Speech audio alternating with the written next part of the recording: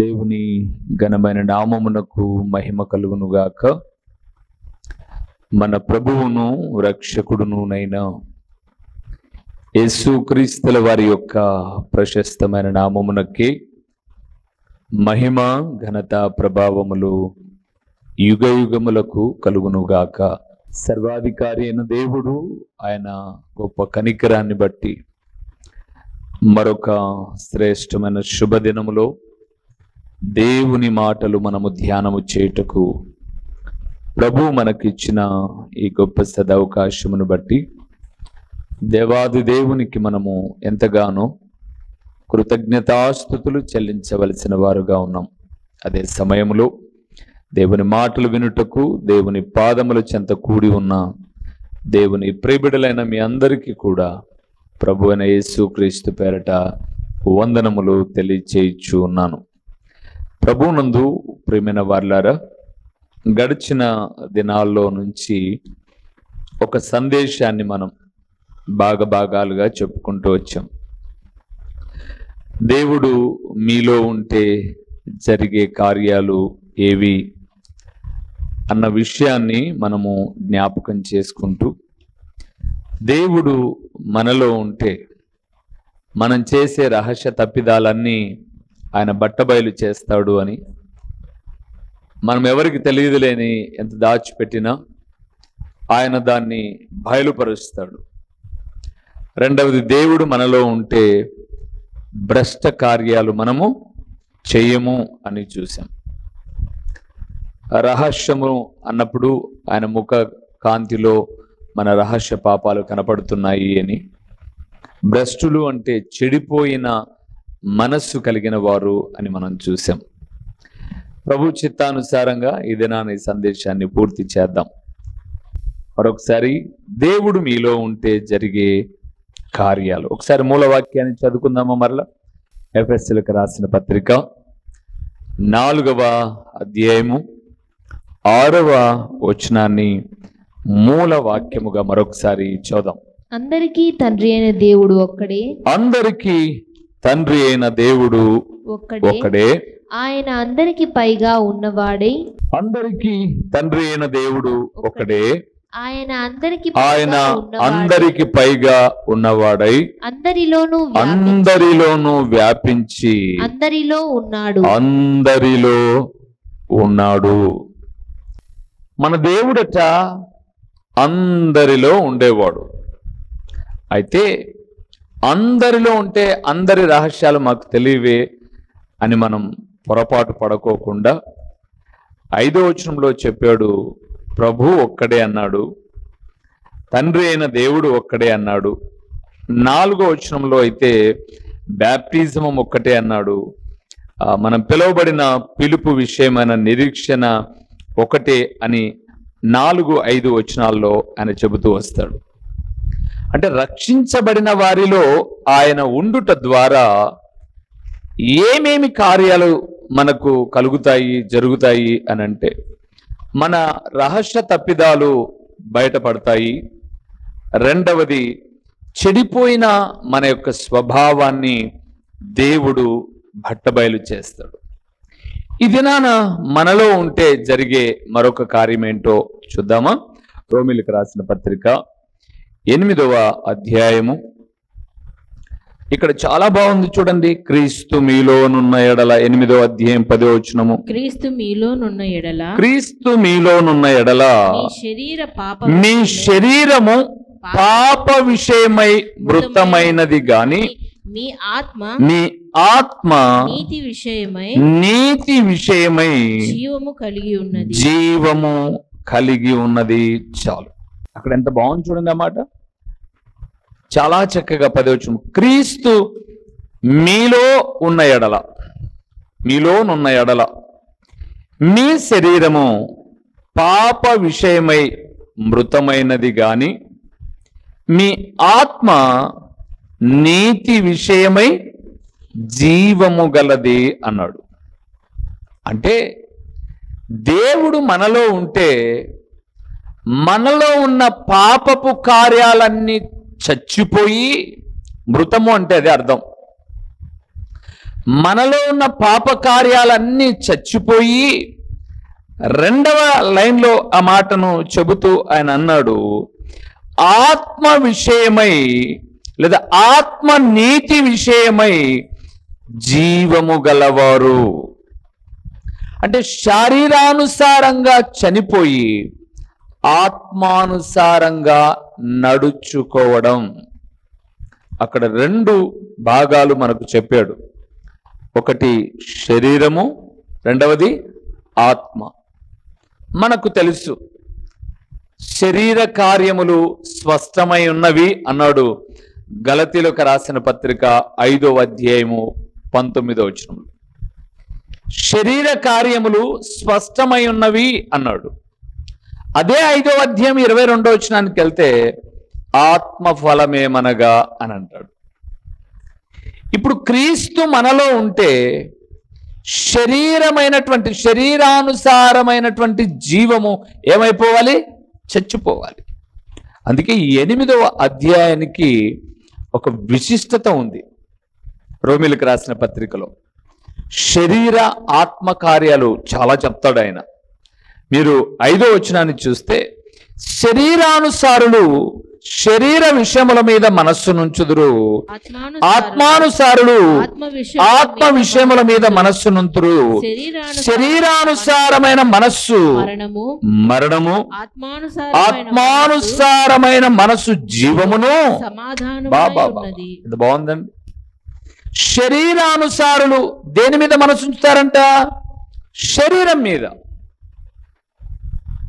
అంటే శరీరానుసారులు శరీర విషయముల మీద మనస్సు అంటే, ఈ లోకంలో జీవించేటప్పుడు శరీరానుసారులను మనం చూస్తూ ఉంటాం, వాళ్ళను గమనిస్తూ ఉంటాం. వాళ్ళ కట్టు బొట్టు అలాగుండడానికి మనం ప్రయాసపడ్డాం, వాళ్ళ మాదిరిగా తయారవడానికి ప్రయాసపడ్డాం. ఇవన్నీ శరీరానుసారమైన మనస్సు. ఎంతసేపు ఎవరినో ఒకరిని చూసి ఇమిటేట్ చేసే రీతిగా, అంటే వాళ్ళను పోలి నడుచుకోవాలని. అందుకే మీకు తెలుసు, నాకన్నా మీకే బాగా తెలుసు, ఈరోజు శరీరానుసారమైనటువంటి మనస్సు కలిగిన వారు ఎప్పుడూ తమ జీవితంలో శరీర విషయాల మీదనే మనస్సు పెట్టింటారు. ఎప్పుడు ఎట్లుంటుంది అది?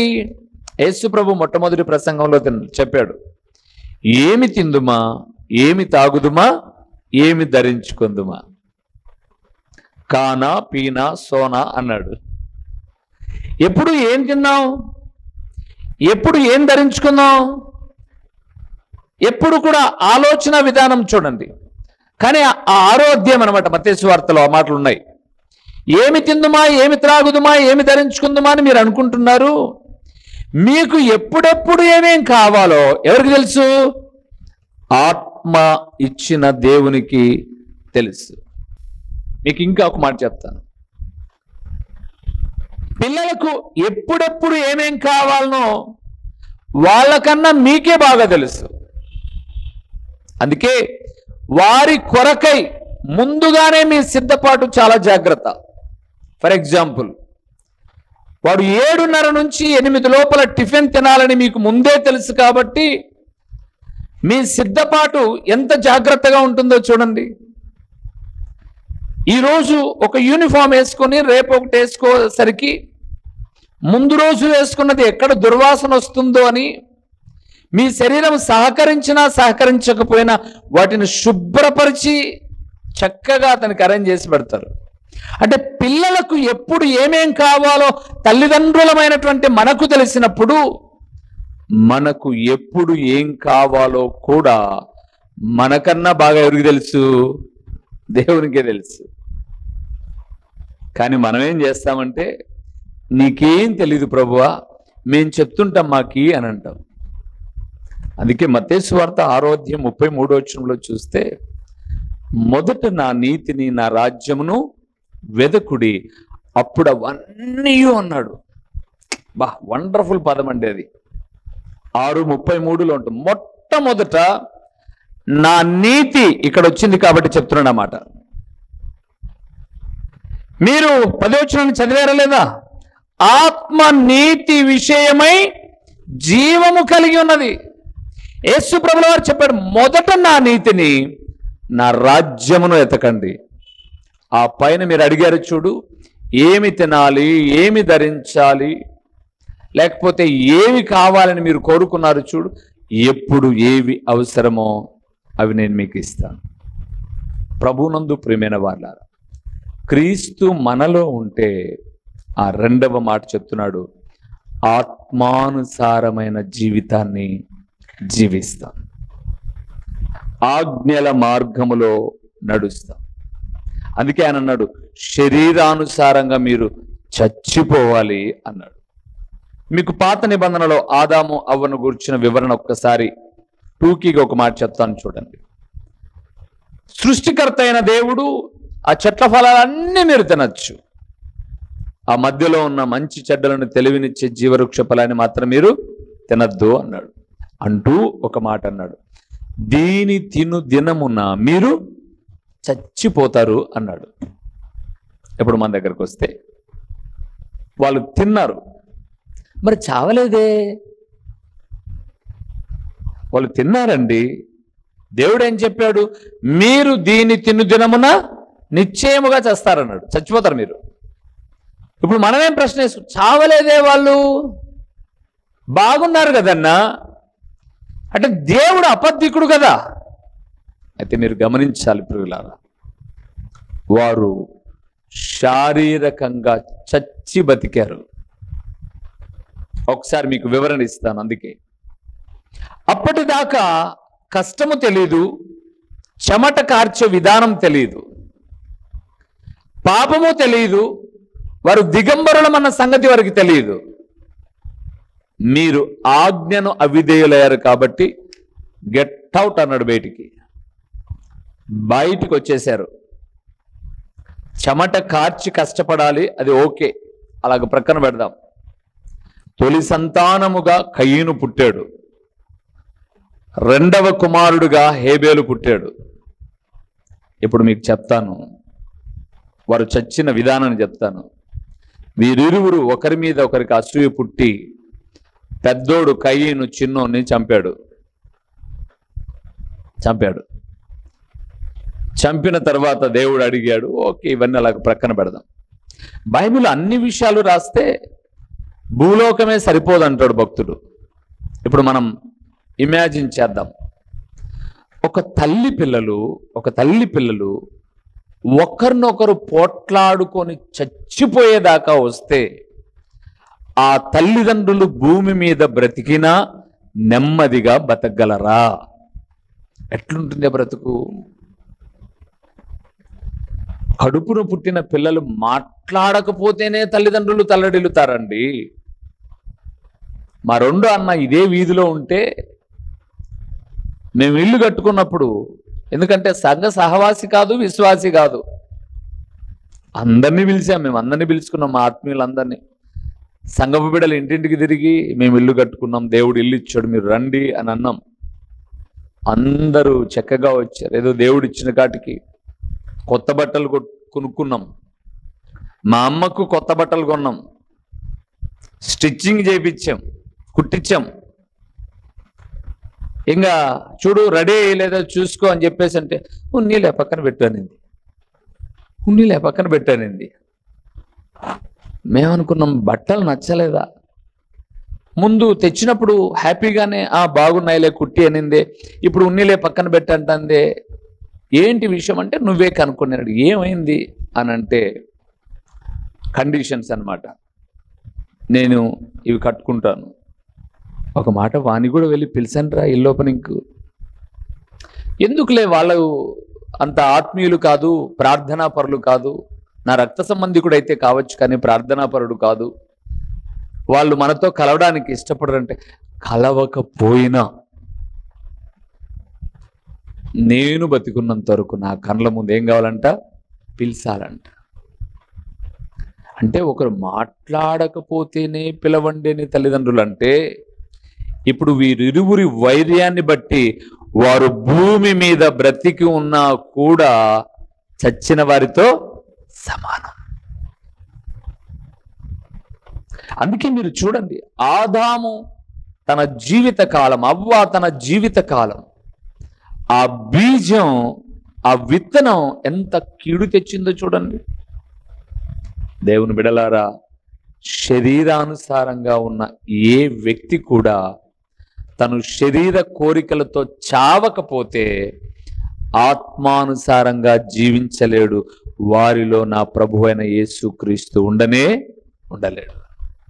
అందుకే అక్కడ అన్నాడు చాలా చక్కగా, శరీర స్వభావం కలవారు కారు అంటాడు 9వ వచనంలో.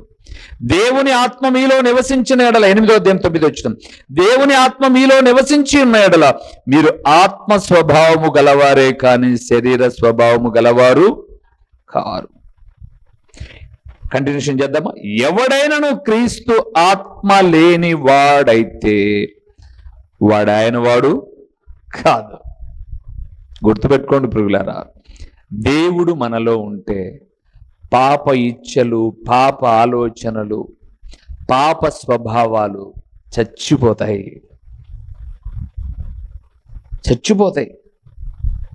మీరు ఎంతసేపు చచ్చిపోతాయి అంటే గలతీ 5:19 ఏముందో మీకు అర్థం కాలే. ఒకసారి చదవండి ఏమున్నాయో శరీర ఇచ్చలు అక్కడ చాలా చక్కగా.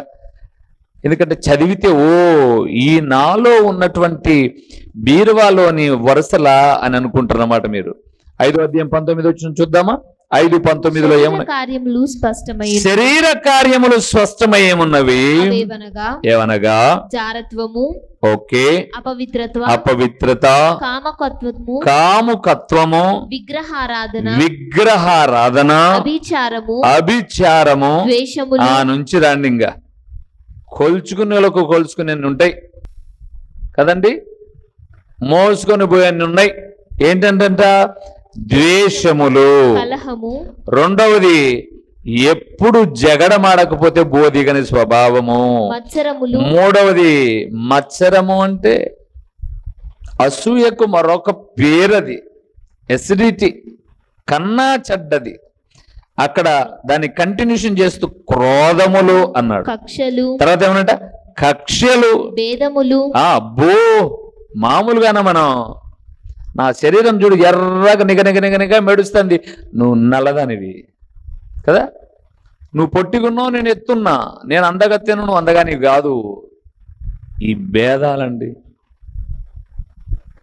చాలా భేదాలు. అందుకే మీరు గమనించి చూడండి, తెల్లగా ఉన్నవారికి, ఎర్రగా ఉన్నవారికి వారి రక్తం కూడా ఎప్పుడు తెల్లగానే ఉంటుంది కదా. ఉంటుందా? మీ రక్తాలు తెల్లగా ఉంటాయా? మరి ఎందుకు భేదాలు? భేదము, తర్వాత విమతములు, ఒకరినంటే ఒకరికి పొసగదన్నమాట. అసూయలు, అబ్బో ఇదైతే అసూయలు, మత్తతలు, అల్లరితో కూడిన ఆటపాటలు మొదలైనవన్నీ కూడా.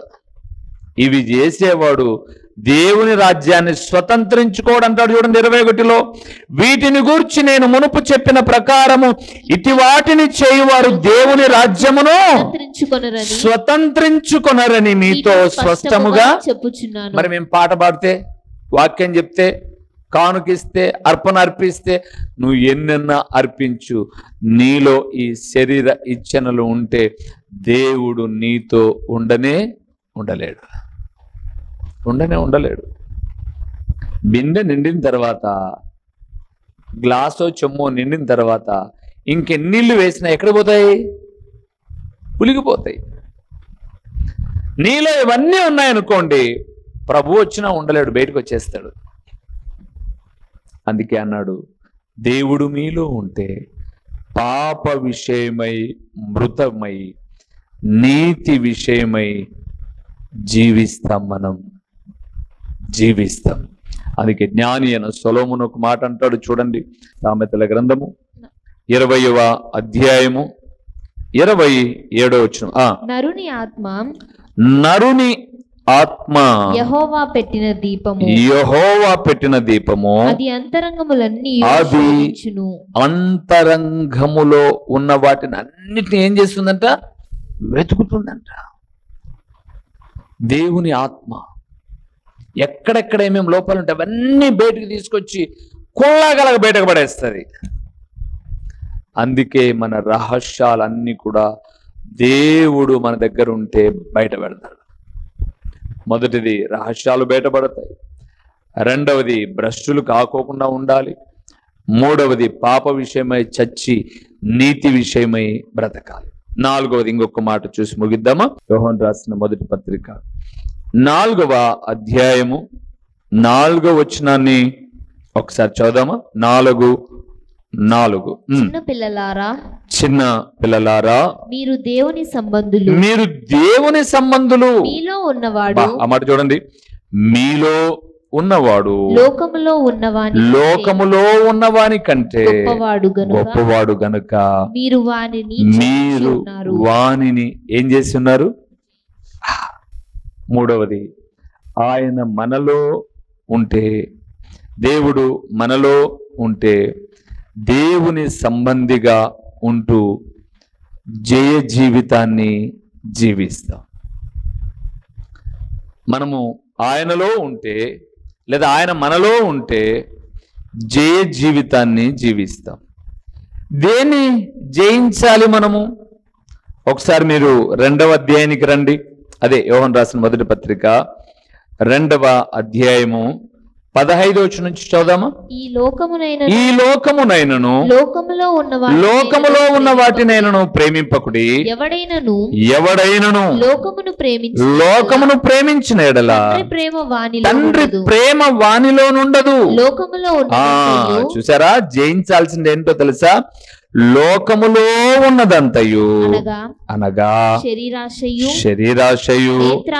నేత్రాశయు, జీవపు డంబమును తండ్రి వలన పుట్టినవి కావు, అవి లోక. ఇప్పుడు మనం ఎవరి సంబంధులం? చెప్పండి. మనం ఎవరి సంబంధులం? మనము దేవుని సంబంధులమైతే లోక సంబంధమైన ఈ కార్యాలు మనలో ఉండకూడదు. ఏంటంటివట? మొదటిది శరీరాశ, రెండవది నేత్రాశ, మూడవది జీవపు డంబం. ఇవన్నీ జయించాడండి యేసు ప్రభుల వారు. ఆయనకు ఎదురుగా అపవాది వచ్చాడు 40 దినాల అరణ్యంలో నుంచి వస్తున్నప్పుడు. నీవు దేవుని కుమారుడవైతే ఈ రాళ్ళను రొట్టెలుగా చేసుకొని తిను అన్నాడు. రొట్టెలు చేసుకోలేని తినలేనంత అసమర్థుడు కాదు నా దేవుడు. సాతాను మాట వినడం ఏంటి? అందుకే వాక్యముతో హెచ్చరించాడు, మనుషుడు రొట్టె వలన మాత్రము కాదు కానీ దేవుని నోట నుండి వచ్చు ప్రతి మాట వలన బ్రతుకును అన్నాడు. ఆదాము కాలంలోనికి వెళ్తే ఆ పండు కంటికి ఎలా కనపడుతుంది? అందంగా కనపడుతుంది. అది ఆహారమునకు మంచిది. ఆమె తినింది, ఈయన మాత్రం వాక్యము ద్వారా హెచ్చరించాడు. రెండో విషయానికి వస్తే అపవాది భూరాజ్యాలన్నిటినీ చూపించాడు. అన్నీ చూపించాడు. నువ్వు నాకు మొక్కు, నీకు నేను ఇస్తా అన్నాడు. ఆయన అంటాడు, నీ దేవుడైన యెహోవాకు మాత్రమే మొక్కాలి అన్నాడు. ఇదే శోధన అవ్వ దగ్గర కూడా వచ్చింది. మీరు దీన్ని తినుదినమున దేవతల వలె అయిపోతారు అనింది. ఓయమ్మ, నా మొగుడు ఒక పెద్ద దేవత, నేను ఒక చిన్న దేవత అనుకొని కదా. ఈ చాలా మంది అంతే అన్నమాట. ఆయన పెద్ద దేవుడు, ఈయన చిన్న దేవత ఆయన అనుకొని శరీసగం తిని మెడబట్టుకుని బయటకు చూపించుకున్నారు. ఆమె పడిపోయింది నేత్రాశలో, శరీరాశలో నేత్రాశలో పడిపోయింది. నా ప్రభువు గెలిచాడు. అందుకే మనకు చెప్తున్నాడు. మూడవది, అంతటితో ఊరుకుంటాడు అపవాది? అంతటితో ఊరుకుంటాడా? రెండవది, భూరాజ్యాలన్నీ చూపించాడు, ఇవి నావే అన్నాడు. మూడవది, దేవాలయంలోంచి దుంకు, నీ పాదాలు కింది తగలకోకుండా దేవదూతలు వచ్చి అలాగా పట్టేసుకుంటారు అని అన్నాడు. నీ దేవుణ్ణి శోధించదు, పక్కకు పో అన్నాడు. ఇదే మాట అవ్వకు చెప్పింది. వివేకం ఇస్తుంది, మీకు చాలా వివేకం ఇస్తుంది, మీరు చాలా గొప్పోళ్ళు అయిపోతారు అని చెప్పగానే అవ్వ ఉబ్బి ఇంత ఎగిరి అంత పైకి ఎగిరింది. ఈరోజు చాలా మంది ఎగిరి పడుతున్నారు, ఎగిరి పడుతున్నారు, మిడిసి పడుతున్నారు అంటారు చూడండి లోకంలో. అలాగా కొంతమందికి మిడిసిపాటు చాలా ఉంటుంది. అయితే ఒకటి ప్రియులారా, లోకమునైనను లోకములో ఉన్న వాటినైనను ప్రేమింపకుడి. లోకములో ఉన్నదంతయు శరీరాశ, నేత్రాశ, జీవపు డంబము, ఇవి దేవుని వలన పుట్టినవి. మరి ఎవరి వల్ల పుట్టేవి? అపవాది సంబంధులకు, అపవాది వలన పుట్టినవి ఇవి. దేవుడు లోకాన్ని చూసి మురిచిపోమని చెప్పేవాడు కాదు. సృష్టినంతటిని ఆయన చేసి మనకిచ్చాడు. ఆయన సృష్టికి సాగిలపడమని కాదు. అందుకే మనము దేవుని సంబంధులమైతే ఇలాంటి ఉద్రేకాలను రెచ్చగొట్టే అపవాది క్రియలను అధిగమించి జయ జీవితాన్ని జీవిస్తాం. అధిగమించి. అందుకే మీరు రోమిలకు రాసిన పత్రిక, కొరింథీయులకు రాసిన పత్రిక చదువుతున్నప్పుడు మొదటి మనుషుడైన ఆదాము ద్వారా లోకంలోనికి పాపం వచ్చింది. కడపటి ఆదామైన క్రీస్తు ద్వారా మనకేమొచ్చింది? నిత్య జీవం వచ్చింది. దేవుని బిడ్డలారా, దేవుడు మనలో ఉంటే పాప విషయమై చనిపోవాలి, నీతి విషయమై బ్రతకాలి. దేవుడు మనలో ఉంటే ఎవరి సంబంధులం మనం? దేవుని సంబంధులం. దేవుని సంబంధులం. దేవుని సంబంధులము అంటే దేవుడు జీవించినట్లుగా మనం కూడా ఆయన అడుగుచాడల్లో. కొన్నిసార్లు తప్పటడుగులు వేసేటప్పుడు, పడిపోయేటప్పుడు ప్రభు సహాయాన్ని కోరితే, దేవా ఎందుకో ఇలాంటి చెడ్డ ఆలోచనలు, చెడ్డ తలంపులు, శరీరేచ్ఛలు, అసూయ, ద్వేషం, విమతలు, మత్తతలు, అల్లరి, మత్తతలు అత్తలు కాదు, మళ్ళా మీరు అట్ట ఇంటికి కొట్టాడారు. అర్థమైందే? ఒక ఆమె కొట్లాడొచ్చిందంట చర్చిలోకి. కొట్లాడొచ్చి వాక్యం చదువుతున్నప్పుడు దేవుడు ఆత్మ కనుకంటే దేవుడు అత్త కనుక అంటే దేవుడు అత్తటేది. కాబట్టి మత్తతలు అంటే మనస్పర్ధలు అని. మీరు అత్తలు అని అన్నారనుకోండి, లేనిపోని సమస్యలు. ఇవన్నీ శరీరానుసారులు విడిచిపెట్టాలి. మీలో ఉన్నవాడు లోకములో ఉన్నవాని కన్నా గొప్పవాడు. అవును తండ్రి, ఈ లోకం అంతరించిపోయేది. ఈ లోకాన్ని కలుగ చేసిన దేవుడవైన నీవు అంతరించిపోయే లోకములో మేము ఉండడము కన్నా నిరంతరం ఉండే పరలోకములో ఉండుట కొరకు నీ ప్రియ కుమారుని లోకానికి పంపి మా కొరకై గొప్ప త్యాగాన్ని చేసి మీ సంబంధులముగా మేము ఉండాలి అని మీరు మాలో ఉండడానికి అనునిత్యము ప్రయాసపడుతూ వచ్చిన విధానమును బట్టి స్తోత్రములు నాయనా.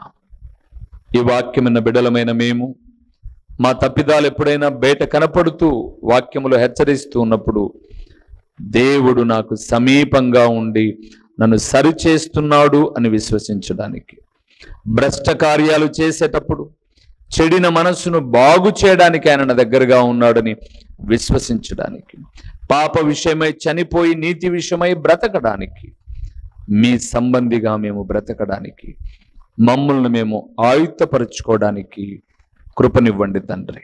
ఓ నాయనా, ప్రకటించబడిన ఈ పరలోకపు సంగతులు వ్యర్థముగా పోకుండా సారవంతమైన నేలపడిన విత్తనము వలె 30దంతలుగా 60దంతలుగా 100ంతలుగా ఫలింపచేసి మీ ఘననామానికే మహిమ ఘనత ప్రభావములు మీరు కలుగు చేసుకునమని ఎంతైనా నమ్మదగిన దేవుడవైన మీకు స్తుతులు చెల్లించుకుంటూ యేసు నామములో అడిగి పొందియున్నాము తండ్రి.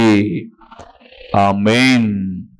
మా చిరునామా దైవజనులు బ్రదర్ ఓ రూబేన్ గారు, క్రీస్తు ప్రార్థనా మందిరం, డోర్ నెంబర్ 1-10-386, నగరిగుట్ట, పులివెందుల, కడప జిల్లా. మీ ప్రార్థనా అవసరాల కొరకై సెల్ నంబర్ 9989067409.